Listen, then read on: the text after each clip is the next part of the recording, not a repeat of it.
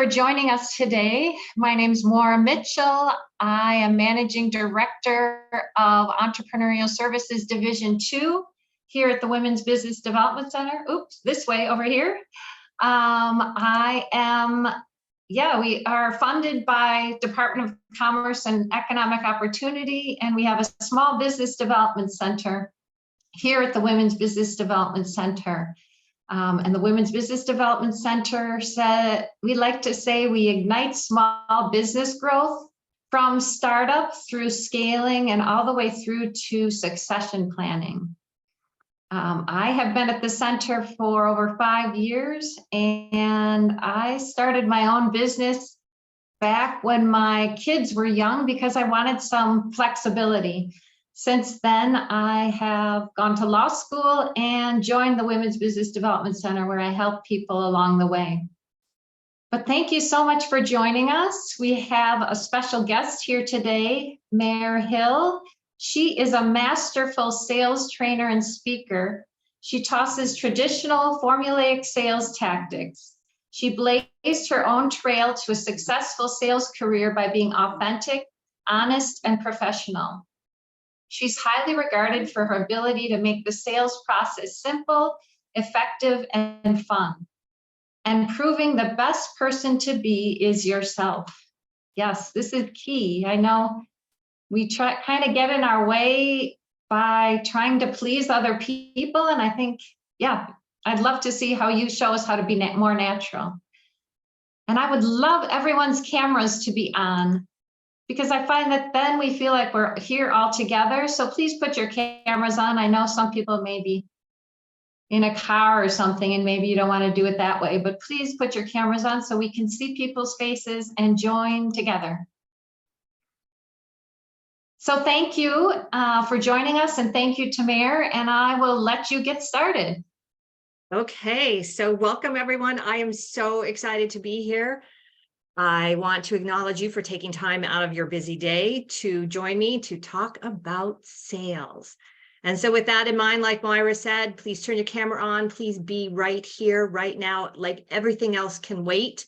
The distractions, turn off your phone, turn your screen down so that you can't even see it, and just be right here with me right now. Have something to take notes, and if you have questions, you can write them in the chat and just preface it with question, and then at the end, I'm happy to answer questions. I'll go back through the chat. So take a look at this picture. Does it feel familiar? If you're like most entrepreneurs, you are wearing all the hats, and obviously the ones that fit you are the ones that you're going to be more comfortable to do, and you're just going to keep doing that. And for so many entrepreneurs, for people in general, actually, sales is the one that just is too tight, it's too awkward, and it ends up in the back of the closet, not to see the light of day, because it never seems to fit. And chances are the reason is because you have this preconceived notion that in order to be successful in sales, you need to be pushy or salesy or icky. So just a reminder that sales is not about getting someone to do something. It's really about saying, hi, how are you? It's getting a relationship started. It's not about, hi, how are you? Buy my stuff. And that's what you'll see today. So whether or not you identify as a salesperson, you're already selling. You're selling every single day. You're selling your ideas already to your clients, to your colleagues, to your boss, to your partner, to your kids, to your brothers and sisters, to your friend group. Think of the last time you guys went to the movies. Who got to choose? And did you throw your hat in the ring? And did you want to convince everybody else to do your movie instead of somebody else's? Or the last time you went out to eat, same thing. You're already selling. So the thing is, sales is not complicated. People are what's complicated, because anytime you're trying to build a relationship, which is what successful sales is really about, it is with people. You need those relationships because you need to be the person that people know, like, and trust, because those are the people that they buy from. And people like to buy, they don't like to be sold. I also like throwing the word respect in there, because when you work with integrity, with being your own authentic self, people will work with you because they respect you. It is all about building the relationships. I'm probably only going to say that about 50 more times today. It is all about building the relationships. So my mission is to redefine how entrepreneurs think about selling so they can get the sales that they need for a profitable business. My superpower is making it simple, so simple. And so before we talk about me, I want to know a little bit more about who's listening today, who's watching. So just with a show of hands, and this works better, obviously, if your camera's on, or you can put it in the chat, you can just say me. How many of you would rather get a root canal than sell something? Okay, got a couple honest people there. How many of you have a little bit of sales knowledge, but not enough to be confident in what you're doing? Okay, some more honest people. How many of you love selling so much that you do it all day, every day, and you can't wait to get up and do it again tomorrow? Okay, all hands are down on that one. Last question. How many of you know that in order to build a profitable, sustainable, thriving, and gloriously fun business, you need to have sales? Whether you're the one selling or you are able to hire it out, and chances are, as an entrepreneur, before you can scale, again, you're wearing all the hats.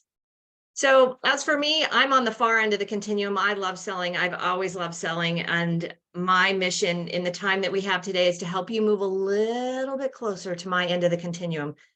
Obviously, it might take longer than a lunch hour for you to learn to love sales, but at the very least, I'm pretty confident that you'll leave here knowing what to say, how to start that conversation. It's simpler than you think. And like Myra said, the best person to be is your own authentic self. So fear is such a paralyzing emotion. It gets in the way of so many things. Fear of rejection, fear of not knowing what to say, fear of not knowing the answer, fear of not succeeding fast enough to keep your clients happy and your bills paid. There are so many fears here. And I'm sure as I'm saying this, there's one that's coming to mind that's just popping right up. Just put it in the chat. Let me know what your biggest fear is. Just would love to make sure that if I'm able to, we'll address it today. The biggest one that I hear is, what do I say? And I know for me, when I got started in sales, that's what I wanted to know. What I say? What do I say? What do I say? We're going to answer that today. You'll walk away confident that you will always know the right thing to say at the right time. And just to make you feel a little bit better, fear of what others think about me, fear of failure, fear that they'll say no as soon as they hear the price. So I will tell you, it's actually very, very rarely about the price, very rarely. So thanks for people that are answering up there. It's great to know. People will think I'm trying to use them. Oh, good. We are going to address that one today. So just to make you feel a little better, only 55% of the people who've chosen a career in sales, 55% who have chosen a career in sales don't even have the skills that they need to be successful. So, and again, while I can't give you all the skills, I can make it simple enough that you can get started and you'll have fun doing it. So here I am. I'm Mair Hill. I'm an ace salesperson. I'm an entrepreneur. I'm a boy mom, and I'd love you to consider me your sales professor. As a salesperson, I sold the most Girl Scout cookies back in my troop way a billion years ago when I was going door to door, not sitting outside the Jewel, waiting for people to come by my table. In high school, I started my first company, and I called it Tickle Your Fancy, and I made feather jewelry. I sold it at craft fairs during the summer, and I sold it to a handful of retail stores. I also did a lot of customer service. That was one of my favorite jobs in high school, after school and in college during summer breaks. And sales is so much about customer service. It's so much about customer service because it's really about serving your customer. And so all of that was great training. Next up, you'll see that I'm a boy mom, and I'll tell you a little bit more about my career, how I came to be right here, right now. But here's a fairly current picture of me and my boys. And my oldest is on the left. He directed it. He bought us these IKEA bucket hats, and the directions were to put the bucket hats on, wear our sunglasses, and don't smile. So there we are. I'm not conventional. I think that's why I chose this photo, because I'm not going to teach you 29 different ways to close a sale. I just taught a class, and the feedback I got the feedback that I get actually all the time is that my methods are profound yet simple, or that they're so simple, but they're so powerful. So because they are so simple, I think people tend to chalk it off. So I'm going to ask you to listen with beginner's ears and an open mind at what I'm saying, because it really is so simple.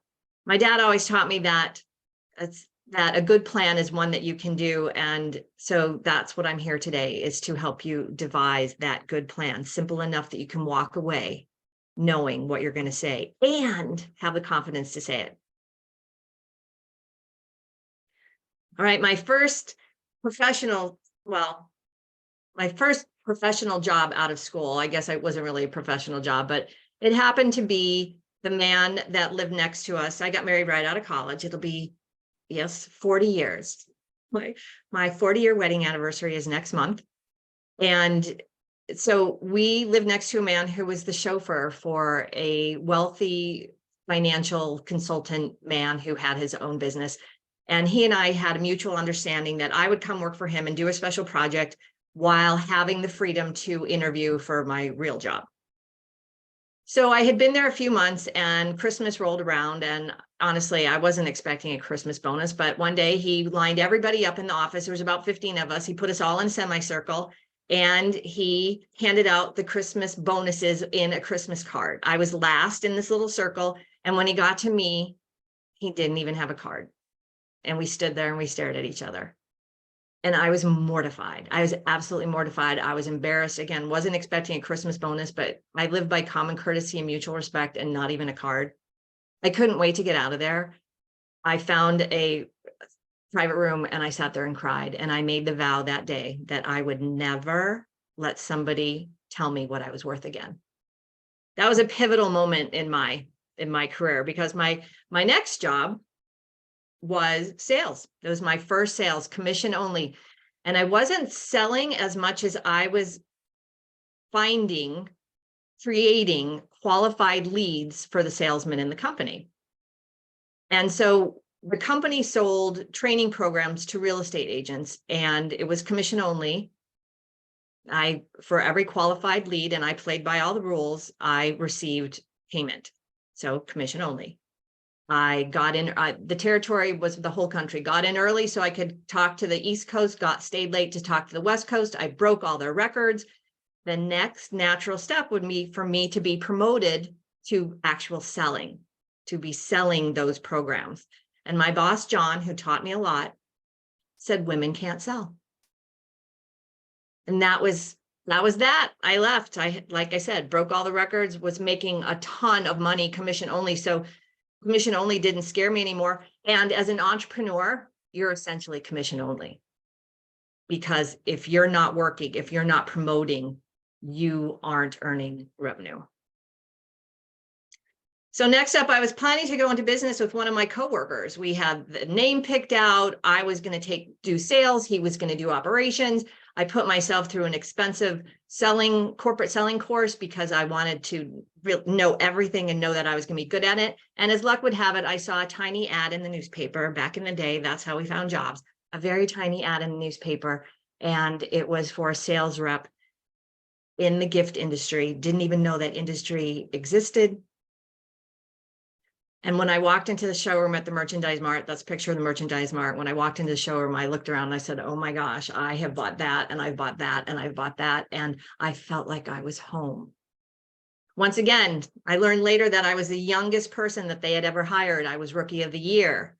I made a lot of money. I was the kind of job that most jobs are in sales I was handed a customer list and said, good luck. And so that's why I know how you feel about what do I say, because I remember walking around the showroom that day to all the veteran reps and saying, well, what do I say? What do I say? What do I say? When I call, what do I say? That's all I wanted to know. What do I say? Well, as sales would have it, I was very naive in my early 20s. And what they did is they kept cutting my territory. I kept making more and more money, and then they would cut my territory and give the established portion to somebody else so that they could start out making money. And by the time they did it the third time, my boss, I loved my boss, and he remained my mentor for my entire life. And he always said a good salesperson sells what she has. And that's true. And my income never suffered. However, they were taking away my relationships, the relationships that I had worked so hard to establish, because that's what sales is. It's about the relationships. And when they did it the third time, I left. I was 25 years old. What was I going to do? I knew someday I'd have kids. I wanted the freedom. How many of you are entrepreneurs because you want the freedom to be home and do what you want? Your companies can own you if you're not careful, but I ended up starting my own manufacturers rep group. I grew it to almost 15 million in gross annual sales over a 17-year period. I had a 6,000 square foot showroom at the Merchandise Mart in Chicago, 18 salespeople, 11 states in the Midwest. We represented 60 different product lines. And I had the honor of training every single one of my salespeople. My best salespeople made in the six figures. They were with me for 15 of those 17 years. So I have thousands and thousands of hours of training salespeople. Those that embraced the training earned that money, stuck around. Those that didn't kind of moved on. And one of the things I found is that you as an entrepreneur, just like my salespeople, you have to succeed fast enough for you. And that rate is different for everybody. How big is your bank account? How much money do you have that you can keep going? How much can you keep your head in the game to do what needs to be done to be a success? And again, that's your own definition of what success is. It is about building relationships.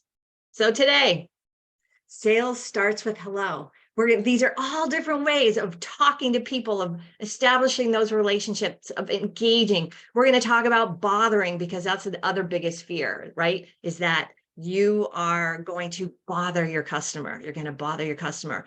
We're going to talk about why you think sales is icky. I bet I can nail this one. The truth about cold calling, how to talk to somebody you know, how to talk to somebody you don't know, the critical piece that no one talks about it in that whole system. And we're going to end up with the question that will win every single person over. So first, let's talk about bothering. What does that even mean? That you're going to bother somebody? So does that mean that you're calling too much, that you're asking too many questions? That, okay, figure out your own answer and put it in there. Like, why do you think that you're bothering somebody?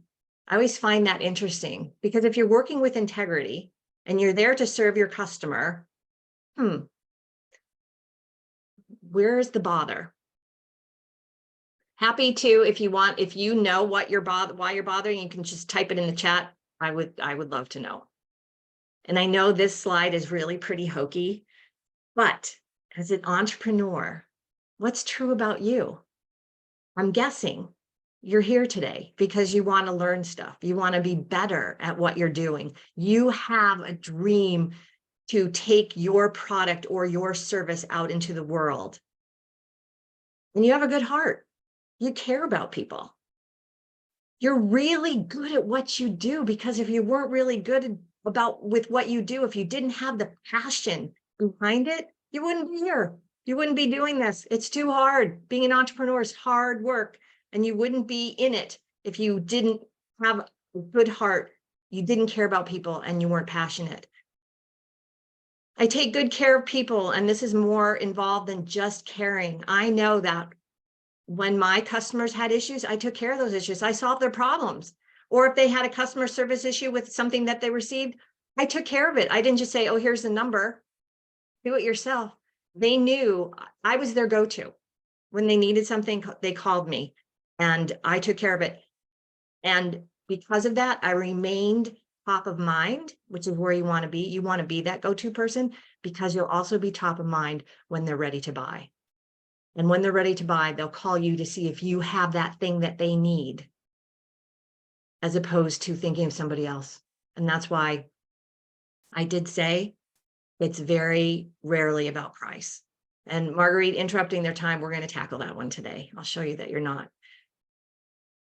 Because you have the solution to what somebody needs. Again, you wouldn't have gone into business if you didn't see that there was a problem out there in the marketplace that you could solve.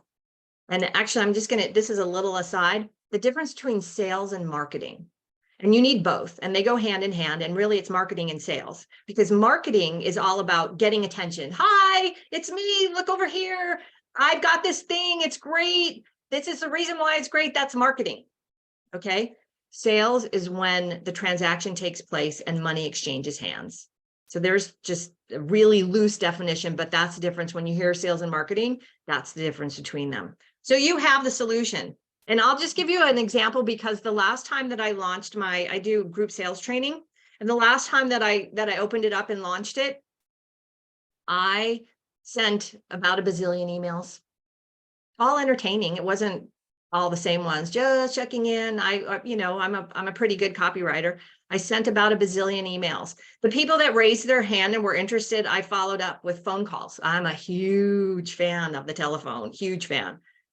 And I would call them once, twice. And again, I'm going to go over why it's not interrupting their time. For some of them, I even sent several text messages. So I kept up with them, because the follow-up, that's where the riches are, right? In the follow-up. Because if you're not following up with your clients, it's like throwing money out the window. But we could spend the next week talking about follow-up. And I personally love follow-up. I guess because I know that I'm providing a service for my customer. And so if I believe that I am the right person for what it is that they need, why wouldn't I follow up to make sure that they know that too?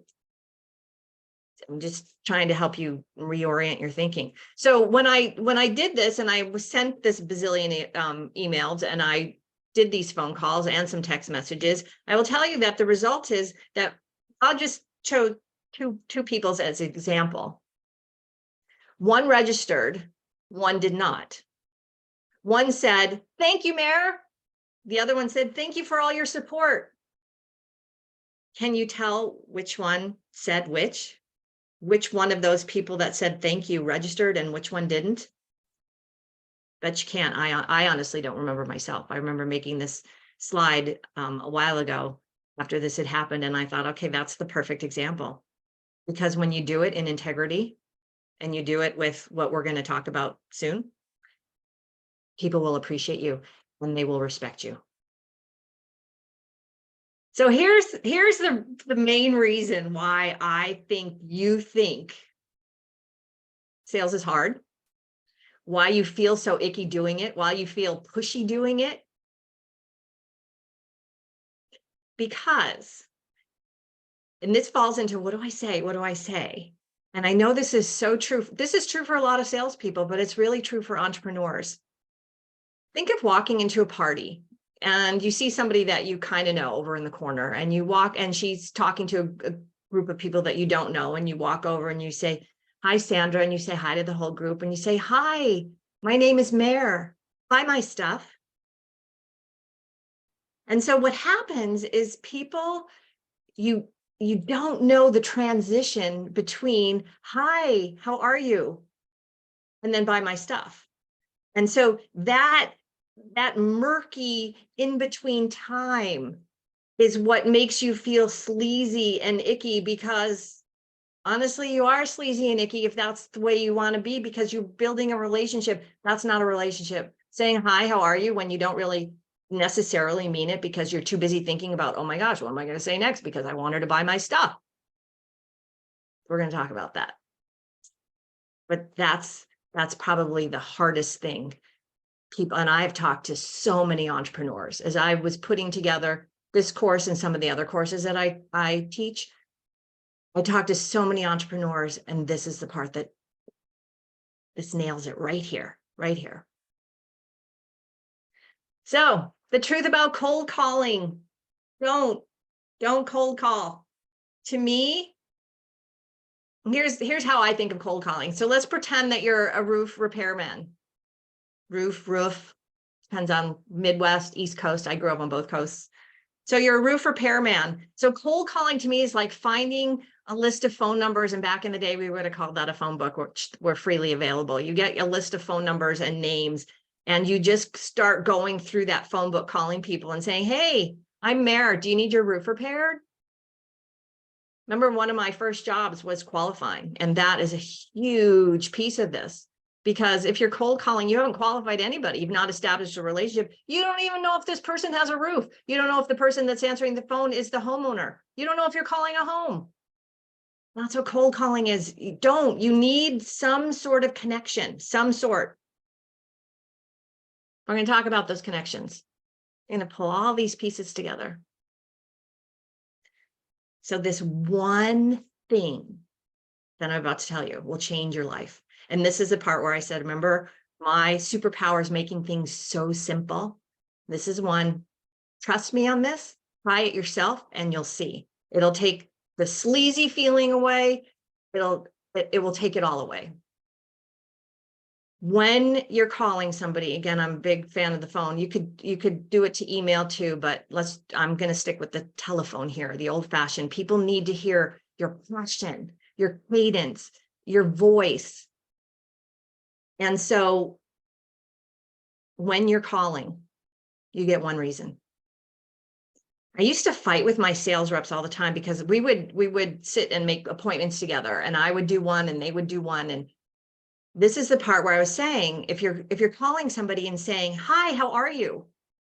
Do you really want to know how they are? And maybe you do. Maybe that's your one reason, because that's fine. However, if you call before you even pick up the phone, you know what your one reason is. In my example, when we were making appointments, because my salespeople knew in order to be successful, they needed a minimum of 12 appointments a week, every week, consistency. And how many phone calls do you need to make to get 12 appointments? I don't know. It could be 15 calls. It could be 50. But you do what you need to do to get what you need to done. And so if you're cranking out those calls and you're calling and you're saying, hi, Mr. Customer. Hi, Mr. Customer. This is Mair. How are you? It's really hard when he's going on and on about how he is to transition to what you really want. So why not call and ask for what you want? I always ask permission. You'll see that in some slides coming up, but I always ask permissions. Hi, Mr. Customer. This is Mair. Do you have a minute? I'd love to schedule an appointment to work with you. And then you be quiet. Why am I calling? I'm calling to make an appointment. So what happens with that is your customer will respect you because you are clearly respecting their time. What will happen in the long run as you establish your rapport and you build that relationship with your customer is that they will take your calls. They will open your emails. They will respond to you because they will know that you are expedient, that you state what you want, and there's not so much fluff that they have to wade through. Because if you're going to be that talker, if you're going to call them and ask how they are and how was your daughter's wedding and oh my gosh, did you get your new product in? And it's a 20-minute conversation. You don't have time for a 20-minute conversation, and you know what? Your customer doesn't either. And so if you insist on being that person that calls and says, hi, how are you? How was your daughter's wedding? What's new? Your customer is going to see you that you're calling and they're going to say, no, not now. Oh, I don't have 20 minutes oh, she's so nice, but I don't have 20 minutes to talk to her. If you take nothing away, take this away and try that. You get one reason, and you need to know what that one reason is before you pick up the phone, before you send that email, before you walk up to somebody and start a conversation. What's the one reason? What do you want? All right, I know I was getting a little dramatic, but that's really, really huge. All right, so this is how you talk to people that you know. This is going to take all the pressure off. So when you're calling And this is people that you do know, because I'm saying, hi, Jill, it's Mair. I'm on a first name basis with this person, so they know who I am by just saying my name. Do you have a minute? Common courtesy, mutual respect. Maybe Jill has a minute, maybe she doesn't. Hopefully Jill is honest with you enough to tell you. And so you are going to say, do you have a minute? I'm working on a project. I just launched I'm getting ready to start my, whatever it is. What's your one reason? But you say that and you say, who do you know? Who do you know who? And then, because you know what problem you're solving, you need to know what niche you're in, right? You need to know your target market, and your target market isn't everybody.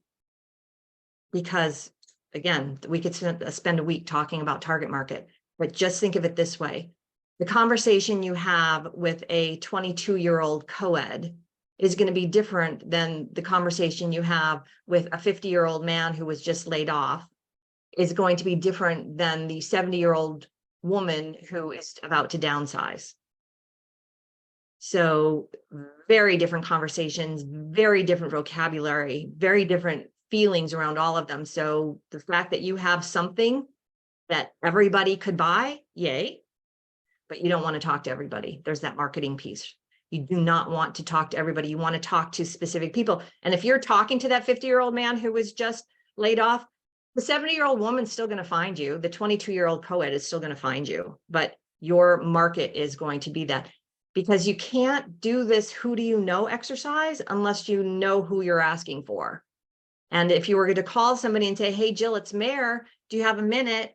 I'm working on a project. Who do you know who do you know? I mean, if you don't have a target market, if you don't have a specific, it's not. I was working with somebody recently on this one, because she works with women leaders who struggle to do public speaking. Okay, that's a pretty good niche, right? Women executives, women leaders who struggle in public speaking. Not too many people are going to admit that they struggle. So when you're calling to say, who do you know?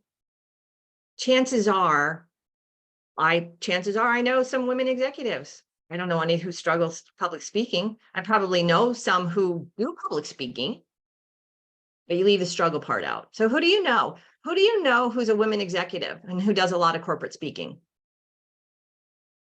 To see how I took the struggle out, because that just makes it, people don't admit to that. Just like, who do you know who's about to file bankruptcy? Who do you know who's struggling to pay their bills? Not a lot of people are going to admit that to their friends. And even if they did, their friends are not going to betray that confidence. And so I was talking to a realtor yesterday, and we were trying to figure out her target market.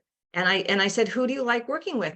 Who does she like working with? She loves to work with people who own pets. She would love to be the broker and list the homes for people that have pets, because apparently, I didn't know this, apparently there's an added layer of stuff that goes on, because if you have like an aggressive dog in the house and you're trying to sell the house, how do you handle that aggressive dog? How do you show a house without letting Fluffy the cat out, who doesn't ever go outside? I thought, okay, that's really cool. And so now she knows where to go to talk to those people. Like, sorry, went too far onto the target market, but you need to know who you're talking to in order for this to work. All right, so this is for the people that you know.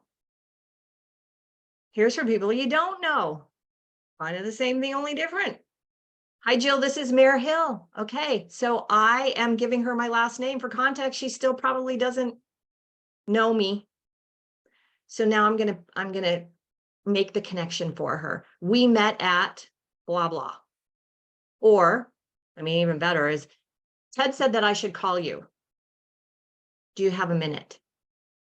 You're always asking permission. Do you have a minute? Do you have a minute? But you want to make that connection. Never, ever, ever go up to anybody ever and say, hey, Jill, it's Mair. Do you remember me? Common courtesy, mutual respect. And you know what will happen is that if Jill is as bold and candid as I am, I would say, I'm really sorry, Jill, can you help me? I can't place you. Most people will be polite and instead of saying, no, I don't remember you, they will stand there going, oh my gosh, I know her. I know her. How do I know her? No, oh, wait, when did I see? And so that's where they will be in their head, and you'll be standing there babbling on. They will not hear a word you say. They will not hear a word you say. So same exercise. Hi, Jill, this is Mair Hill. We met at the last networking event that XYZ company had downtown at that restaurant. We were at the same table at the end. Do you have a minute? You've given her some context. She doesn't, you don't have to wait for her to acknowledge that, yes, she does remember you. But you say, do you have a minute? And then you say, I'm working on a project. Who do you know? And then you list those same points. So those same pain points. Next up, the piece that nobody talks about. I have never heard anybody talk about this, but you need a CRM, a customer management relationship system, a customer relationship management system. I don't care if it's pen and paper or index cards or an electronic file on your phone. You need to make the notes as detailed as possible because you won't remember. You won't remember. And so if you have this and in an electronic CRM, like I use mine through Infusionsoft, you can set reminders. You can do this on your phone too. Set your reminders to call the person and follow up on this day. And it's also helpful if you don't just say follow up, you say what you're following up about, because you remember the conversation that you're having today.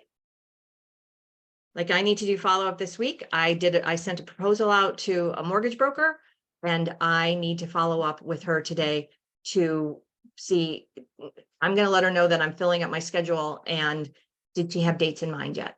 If she wants me to train her people. So I have that written down, so I know that it's today, because I sent the proposal last week. We had a few email exchanges. So she is on my list today to follow up with because she's in my CRM. So whatever it is, take your 5 seconds after you have a meeting with anybody, jot it down and schedule a follow-up. Even if there is no follow-up, even if it was like nothing happened, put a reminder to follow up, because we're gonna talk about that, what you're gonna say, even when you have nothing to say. But you need a CRM.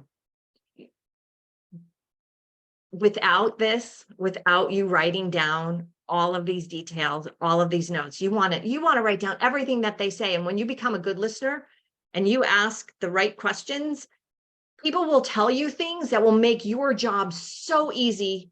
Sales just become inevitable. That's building a relationship, because now you know so much more about that person because you cared enough to listen. What their dog's name is, how many kids do they have? Are they about to be an empty nester? When their birthday is? All these details. This is where you want to put in your CRM, because you never know when it's going to come in handy. And you never know if your follow-up is, hey, just thinking about you today. I know that your youngest went off to college and you're now an empty nester. I know how hard that is. That's follow-up. That's building a relationship. That's showing that you care. That's becoming that person that your customer knows, likes, and trusts. You need to do it with CRM. All right, let's review what we talked about today. We talked about bothering. And I almost feel like a wussy that I can't help you more with bothering, except to tell you that you're in integrity, you're an authentic person, and you have the answer to their problem, and you have a moral obligation to share it with them. And for all those reasons, you're not bothering, especially if you ask if you have a minute. Why you feel icky. That's when we talked about why you don't, making that transition of walking up to somebody and saying, hi, Jill, how are you? Buy my stuff. So anytime you have that urge to say, buy my stuff, back off, back off. The truth about cold calling, don't. You need a connection. I don't care if you say, hey, Jill, this is Mair Hill. We met at the park the other day. We were both wearing purple. That's a connection. That's some commonality. It could be as flimsy as that, but you need something. How to talk to somebody you know. Hi, Jill, this is Mair. Do you have a minute? Always ask permission. How to talk to somebody you don't know. Hi, Jill, this is Mair Hill. We met at, or Ted suggested I call you. The critical piece that no one talks about, that's the CRM. And here is the question to win everyone over. This is the question that when you're writing follow-up and you spoke with a potential customer today and nothing happened, seemingly nothing happened, but you have their contact information. So you're going to follow up with them in 2 weeks, 3 weeks, 6 weeks. You determined. There's no right or wrong, but the longer it goes out, the more somebody is able to forget about you. So I would do it sooner than later. I would do it sooner than later. The question to win everybody over is if when you call your customer, you just say, hey, Jill, it's Mair Hill. What one thing can I do to support you today? I had one of my clients did that. Again, you just got to trust me on that. She has a well-established business. She does social media marketing for people. And she sat down and called 5 of her customers that she hadn't talked to in a while. And she left this message. She didn't, a lot of people weren't even there. She left the message. I was talking to, I don't know, I think she's probably in her 40s. So age gap about whether you actually leave a voicemail, because who are you that you leave a voicemail? I still leave voicemails. I still do. And so did Lorraine. The day she did this, she called her 5 clients and she left this voicemail for the people that weren't there. 3 of them called her back and 1 of them placed an order. A big one, actually. Why? Because she offered her support and it was a reason to call and put herself back in the front of someone's mind. A tragic story is I work with a sales rep who's in the tech industry, you know, where the sales cycles are really, really, really long. And she takes good care of her customers, but and her territory is huge. So she doesn't check in with her customers as regularly as necessary. And she showed up at on an appointment one day and realized that her customer was building a $1 million facility right next door that she could have outfitted, but wasn't included in because she wasn't even thought of because she hadn't kept up enough with her customer. Had a good relationship with her customer, like he liked her well enough, but she just wasn't there and she was not top of mind. So there's the good and the bad of why it's so important to have the relationship, why it's so important to have the relationship that you are the go-to person. So just as an exercise right now, think of 3 people that you've been meaning to call. Ideally, it's business related, but 3 people that you've been meaning to call. I don't care if it's your mom, your brother, your best friend. Write those names down right now and then commit to yourself that you're going to call them today and ask that question. What one thing can I do? Hey, Mom, it's your lovely daughter. What one thing can I do to support you today? And it's okay if it's your mom because you're just getting comfortable asking this question. Because when you experience the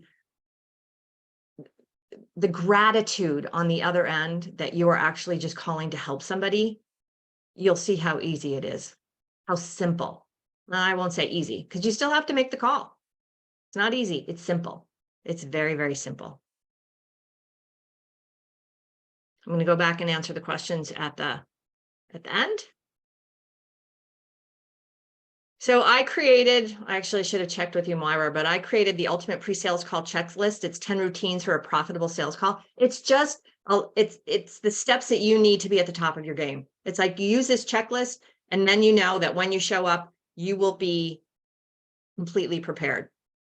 And so I have this 2 QR codes.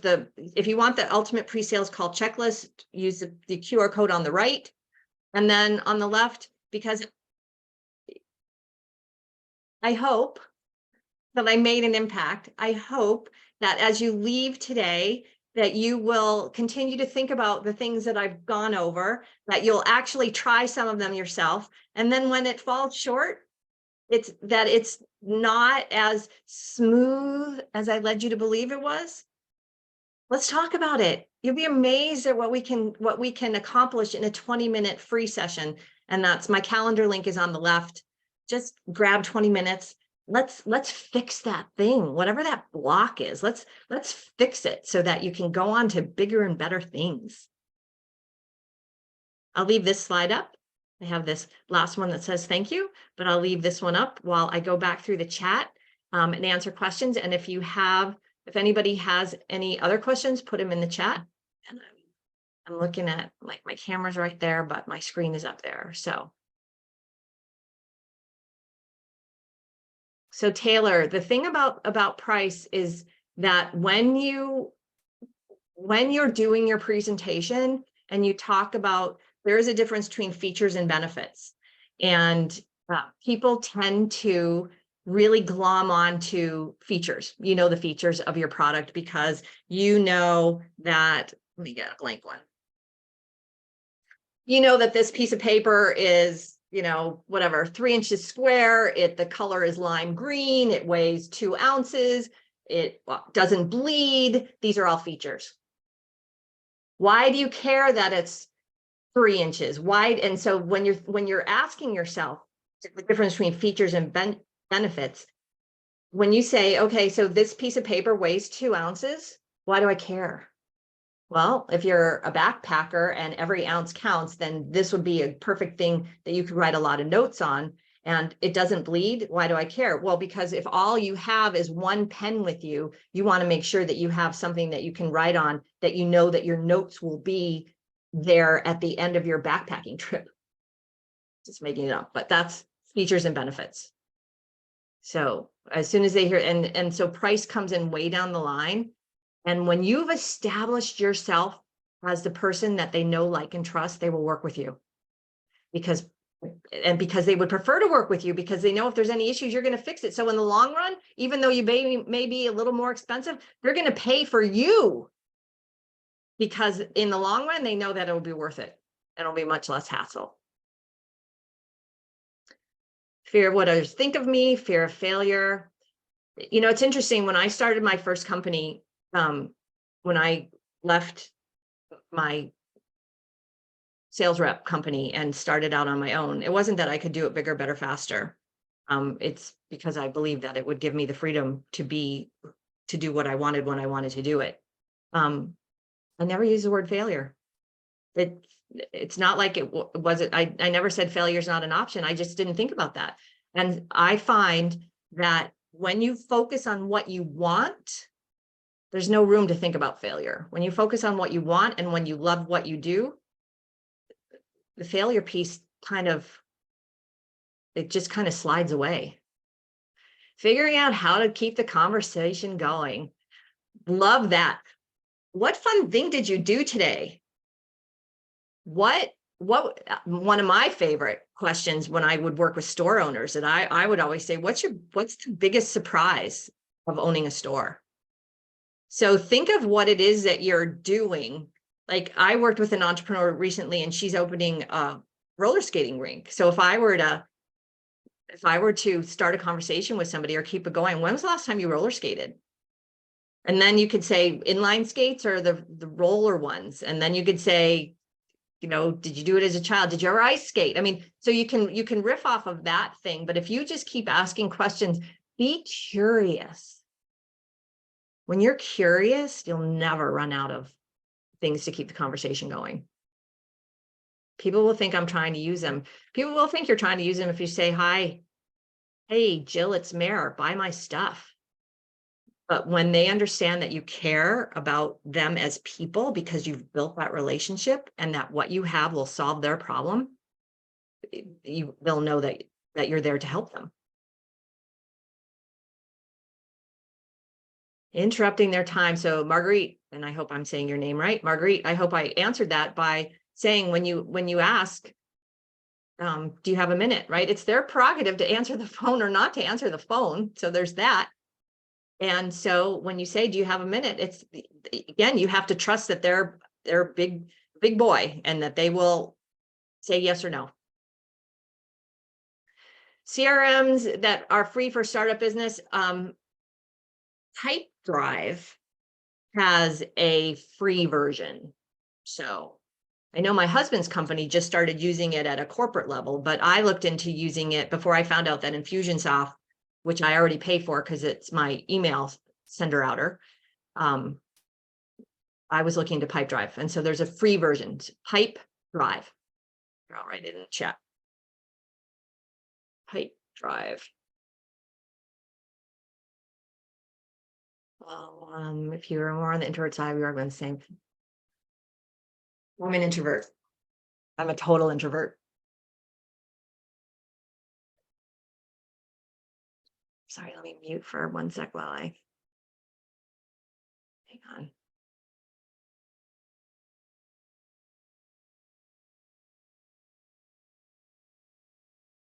Didn't want to cough in your ear. Okay. I'm a total introvert. And so people, I think, confuse being an introvert with being shy. I'm not shy. I can easily walk to the front of a room and speak to 1,000 people. Introvert versus extrovert is an introvert gets fed by one-on-one. So that's really what an introvert is. Extrovert is wants to be the life of the party. An introvert, there's a book called Quiet by Susan Cain, and I heard her speak a lot of years ago. And she was talking, and she put the slide up on the difference between an introvert and extrovert, and she put 5 examples. And she said, if you're any one of these 5, you're an introvert. It was like, I would rather be home on a Friday night on the couch reading a book than go to a party. I don't even remember the other ones, but I was 100% all 5, and changed my life. It changed my life that day because I always thought I was just antisocial, because I would rather sit and talk with somebody one-on-one for hours than go to a room where I don't know anybody and mingle. I do it. I do a lot of networking. That's where you just find somebody and you say, hello. Hello, how do you know the host? Hello, what brought you here tonight? Hello, have you talked to anybody interesting so far? So you have your questions. There are no right or wrong questions. They're just questions that are more effective than others for getting the result that you're looking for, which is if you're wanting to get a conversation started, that's where you practice your questions. And you will have your 2 or 3 or 4 questions that you can kind of keep in your back pocket that you'll know work every time to start a conversation. So yes, introvert. If you're more of an introvert, would you recommend the same strategy? Yeah, you got to get comfortable talking to people, because unless you are in digital marketing, something that you can completely hide behind a screen, and yet you still, like, your emails are going to have to be so amazing that people will open them, read them, and connect with you via an email versus seeing your lovely face, hearing your voice, and feeling the passion that you have for what you do. So TC, I hope that answers it. And if anybody has any other questions, happy to answer them. If you think of one in 10 minutes, like, just really take my calendar link, get on my calendar. That's the teaching and training one-on-one and help. My superpower, in addition to making things simple, is that I can quickly see the single grain of sand will take down the most mighty of machinery. So I'm really good at getting to the crux of what it is that your issue is, and we'll fix it. We'll fix it. Or we'll create a workaround. We'll do something that you leave confident and comfortable that it's no longer an issue. Thank you, Felicitas. Thank you so much, Mayor. Does anyone, we have time for probably 1 or 2 questions if anyone wants to unmute and ask a question. I'd love to know what surprised you the most today? Like, what was your biggest takeaway in terms of what I said? What gave you relief? What did you hear and you went, oh, okay. Oh, wow, I don't have to do that. Okay. Really? This is all I have to do? Okay, I can do that.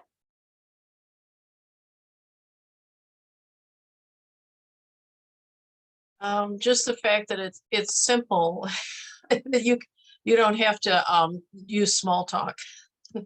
Yeah, I don't Yeah. like small talk. Yeah. Be curious. Be Mhm. curious. And then stop talking. Stop talking.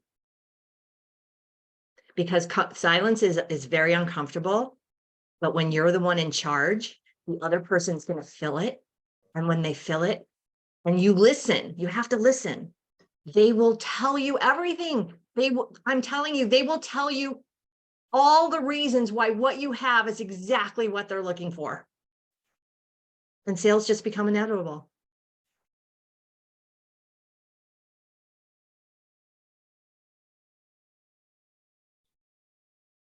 All right. It has been my pleasure to be with you today. I love that you're all entrepreneurs. You all have what it takes to be successful because you're here today. You clearly are willing to learn. You're willing to take the time to learn.